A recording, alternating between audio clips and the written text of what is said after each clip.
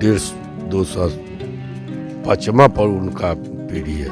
यहाँ एक पूजा होता है, संधि पूजा, इसमें माँ भगवती का आगमन होता है। तो इनको हाथ में, जो दोनों हाथ देख रहे हैं आगे का, उसमें कमल का फूल रखा जाता है। हम मंत्र के द्वारा ये आशीर्वाद माता रानी देते हैं। नमस्कार, मैं पूजा प्रिया और आप देख रहे हैं लाइव स्ट्रीज। आज हम पटना सिटी के मारूगंज आए हैं। मारूगंज वो जगह जहां ये कई चीजों से फेमस है, लेकिन आज हम नवरात्रि विशेष के लिए आए हैं। जी हाँ, ये वो मारूगंज है जहां पर माता की बड़ी देवी कहा जाता है कि जो दुर्गा माँ बैठती है उनका नाम है बड़ी बहन, और उनके बारे में बहुत कुछ स्पेशल कहानियां हैं। पूरे बिहार में इस कहानी की चर्चा है, लेकिन आज वो कहानी क्या है, इसके पीछे क्या स्टोरी है, क्या कुछ विशेष यहाँ पूजा होती है और ये माता क्यों इतनी फेमस है और इसका इतिहास क्या है, ये सब कुछ आज हम आपको इस वीडियो में बताने वाले हैं। मारूगंज की माता बहुत फेमस है, इनकी बहुत कहानियाँ हैं, तो हम उस बारे में आपसे जानने आए हैं। इनका बहुत पुराना ही यहाँ स्थापना है। हमारे बुजुर्ग माने परदादा छरदादा लोग बैठा है यहाँ पे। यहाँ बंगला पूजा होता है। इनका नाम था, इनका जो पहले स्थापना किए था वो बट्टू बाबू का परिवार है, जो मारूगंज में रहते हैं, बंगाली परिवार से है। वही इनका देख रेख करते, पूजा पाठ में उन्हीं का परिवार आज तक के है। कितने सालों से हो रहा होगा यहाँ पे पूजा? लगभग 150 से 200 साल से ऊपर से। और जो परिवार है वो बंगाल से रिश्ता रखते हैं और उन्होंने ही सबसे पहले यहाँ पे मूर्ति स्थापित की थी, और उसके बाद से उनका परिवार इस परंपरा को आगे बढ़ाते आ रहा है। अभी तक वही देख रेख करते हैं, पूजा पाठ जो भी होता है बंगला में वही लोग करवाते हैं। तो वो यहीं पे रहते हैं आसपास? यहीं रहते हैं। अच्छा, तो इस माता कहानी एक और भी है कि इनको बड़ी देवी कहा जाता है। इसके पीछे क्या रीजन है कि बड़ी देवी छोटी देवी, इनका भी एक कहानी है? हाँ, सबसे पहले यही स्थापना हुआ था बिहार में। पूरे बिहार में ये सबसे बड़ी है। इनके बाद फिर आपको महाराजगंज है, दोनों बहन है, दोनों को मिलान होता है, खोचा अदल बदल होता है विजयदशमी के दिन सिटी कोर्ट, पुराना सिटी कोर्ट के पास। वहाँ जनसमूह पूरा पटने का रहते हैं।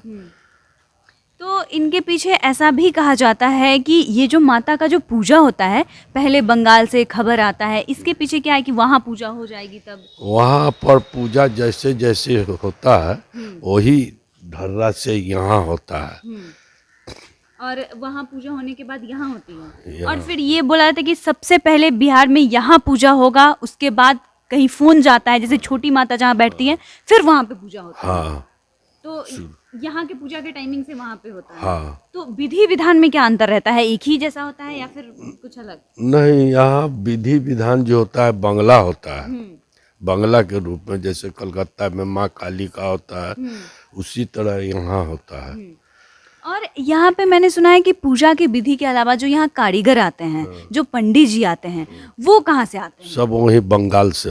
जी, बंगाल तो अभी पंडित जी आएंगे तो वो हाँ, वो आ जाएंगे चौथ के दिन, चौथ के दिन यहाँ आ जाएंगे। जी, चौथ के दिन हमारा चारों कोना बंधाएगा। उसके बाद फिर सभी पश्चिमी के रोज सभी देवी देवता के निमंत्रण जाएगा। उस सप्तमी के दिन गंगा पूजा करके वहाँ बुलाया जाता है सभी देवी देवता के। ऐसा ही यहाँ मन्नत शुरू से आया है। जी। तो एक बात बताइए, यहाँ जो अभी माता का मूर्ति आप देख रहे होंगे तस्वीरों में, हम आपको दिखाएंगे तस्वीरें जब जिसमें हम आपको माता का मूर्ति दिख रहा होगा, तो ये जो माता की मूर्ति का जो कारीगरी है ये कहाँ से बनती है? बंगाल से आते हैं ये।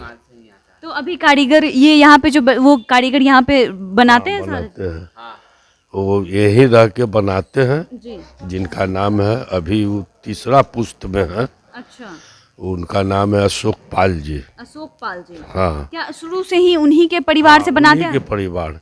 अच्छा। इनका नाना जी पचमा पर उनका पीढ़ी है। अच्छा, पचमा पीढ़ी पीढ़ी है। है। मतलब जितना लंबा कहानी इस मूर्ति के स्थापना के परिवार का है, जो परिवार इस मूर्ति का स्थापना करता है, उतना ही लंबा कहानी मूर्तिकार का भी है। जो मूर्तिकार है वो 5वां पीढ़ी से इस मूर्ति को बना रहे हैं। यहाँ एक पूजा होता है, संधि पूजा, जी जिसमें माँ भगवती का आगमन होता है। जी।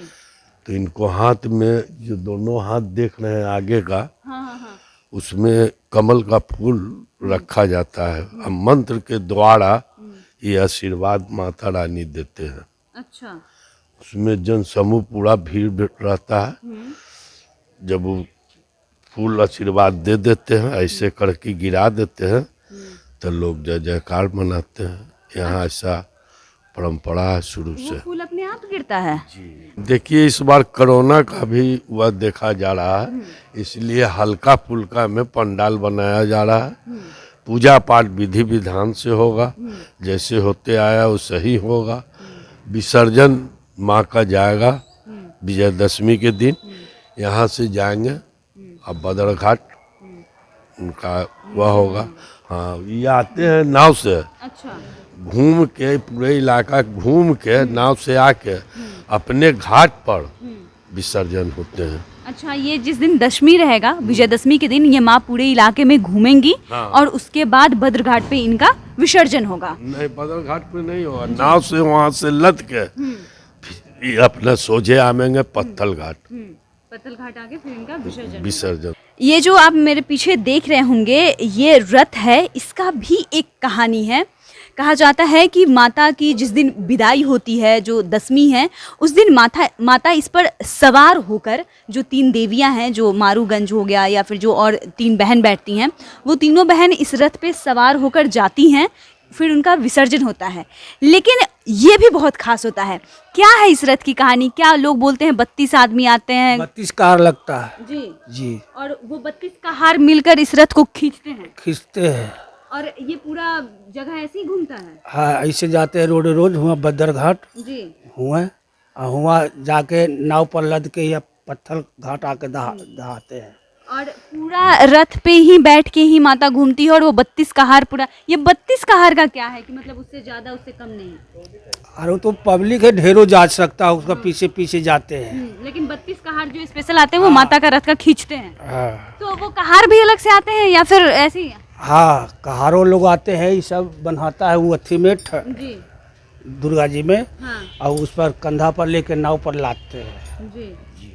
तो आप देख रहे हैं कि कैसे इस रथ की भी एक अलग कहानी है। 32 कहार रहते हैं, वो कहार इस रथ को खींचते हैं, फिर माँ दुर्गा को फिर नाव पर सवार करते हैं, उनके बाद उनका विसर्जन होता है। तो आपने देखा कि किस तरीके से यहाँ पे माता रानी का दरबार सजता है। ये मारूगंज का वो स्थान है जहाँ पर बड़ी माता आती हैं, बड़ी माता यहाँ पे बैठती हैं।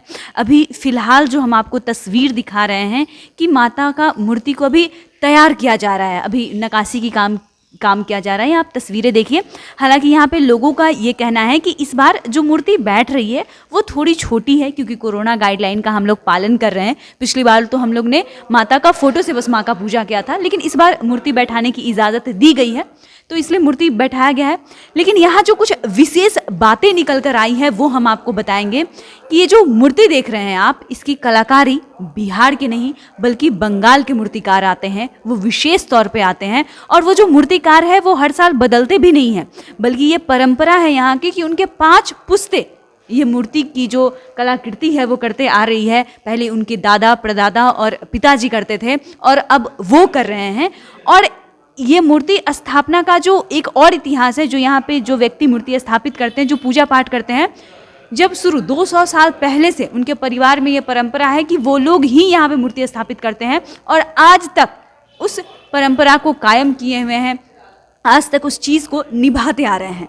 और यहाँ पे पंडित जी से एक और बात जानने को हमें मिली, पूरे बिहार में माँ दुर्गा की जो स्थापना हुई थी सबसे पहले वो मारूगंज में हुई थी, और यहाँ के बाद से ही पूरे बिहार में फिर माता का स्थापना हुआ। और यहाँ पे विशेष तौर पर जो कोलकाता या बंगाल में जिस तरीके से पूजा की जाती है, जो विधि विधान पालन किए जाते हैं, वो सारी चीज़ें यहाँ पे की जाती है। और इनका कहना है कि अभी तो हमें परमिशन भी दे दिया गया इधर आने का, लेकिन अगर हम पंचमी के बाद आते, पंचमी से यहाँ पे पूजा स्टार्ट होती है, तो शायद हमें परमिशन भी नहीं दिया जाता, क्योंकि यहाँ का माता का जागृत रूप माना जाता है कि माता साक्षात आकर यहाँ पे लोगों को आशीर्वाद देती है। और लोगों का यह मानना है कि जब से माता यहाँ विराजमान हुई हैं, जितने वर्षों से, तब से यहाँ के लोगों को रोजी रोटी या खाने पीने पर कभी कोई आंच नहीं आई है। लोगों को दाल रोटी हो या खीर पूरी, उन्हें ज़रूर मिलता है। आपको ये कहानी कैसी लगी, ये हमें कमेंट कर ज़रूर बताएं। साथ ही ऐसे ही तमाम वीडियोज़ के लिए हमारे चैनल को सब्सक्राइब करें, फेसबुक पेज को लाइक करें। धन्यवाद।